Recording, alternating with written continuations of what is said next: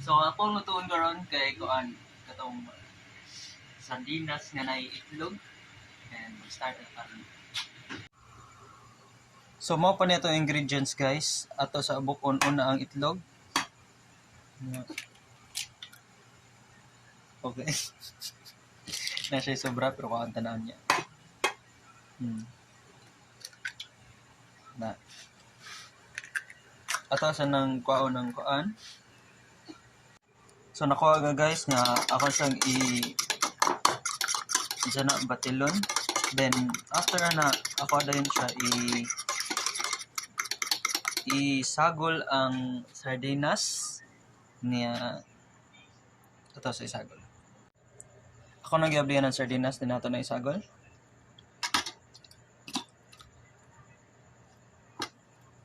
Ang gamit dahil kay senyorita nga kuan hot and spicy kay para nice.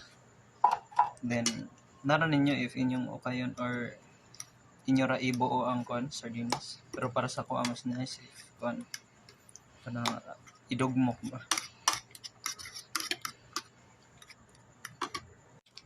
Tara sarap. Then kanta lumay lang. Then okay.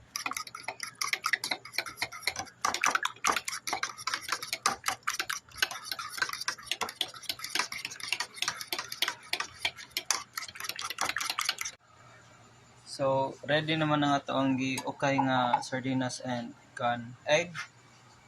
Nag-init na taog kaha niya. Ito nabot nga og mantika. Gamay lang kay igo ta. Sa ko ang ganahan kay like ganahan ko nga sagulan og kuan gani like kani bombay o like garlic. Kay nice siya nya ato ang butngan init ani dili pa man siya init. So ako ang giuna og butang ang kuan guys ang kaning garlic kay mo tamis man siya gud basta mapaig kay kung kana ang atong unahon mopait siya. So taod-taod pa na siya nato ibutang sa tunahon ginamay gagmay lang gud para pampahumot ba. Then kani so hago na to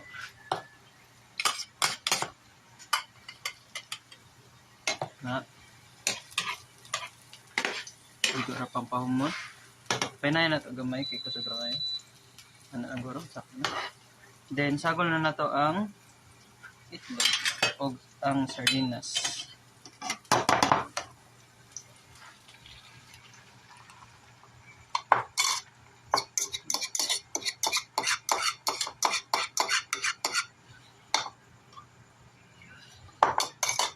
Na then okay.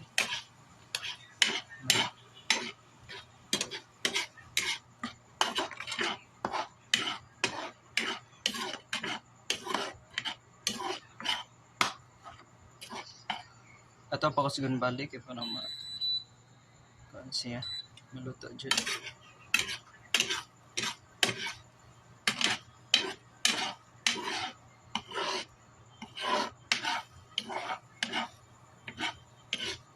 sa pabuton og pila ka minutes hantod mo dili na kay siya basa tanawon.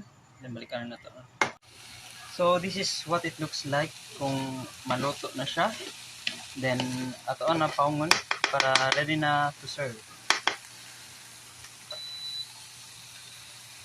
Guys, mao na ni ang result sa ato ang kuan sardinas nga naitlog.